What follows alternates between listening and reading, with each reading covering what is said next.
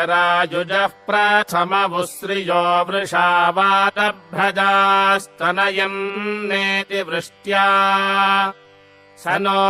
मृडाति तन्वरुजुगो रुजन्यये कमोजस्त्रेधावीचक्रमे अङ्गे अङ्गे शोचिषा आशिश्रियाणन्नमस्यन्तस्त्वा हविषा विधेम अङ्कान् समङ्कान् हविषा विधेमयो अग्रभीत् पर्वा अस्याग्रभीता मुञ्चशीर्षक्त्या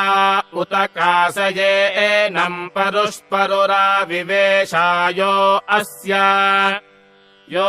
अभ्रजावातजायश्च शुष्मो वनस्पतीन् स च ताम् पर्वतांश्च शम्मे परस्मै गात्रायशमस्त्ववराय मे शम्मे चतुर्भ्यो अङ्गेभ्यः शमस्तु तन्वे मम नमस्ते अस्तु विद्युते नमस्ते स्तनजित्नवे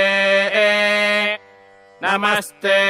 अस्त्वश्मने येनादूडाशे अस्यसि नमस्ते प्रवतो न पाद्यतस्तपः समूहासि मृडयानस्तनोभ्यो मयस्तोकेभ्यः स्कृधि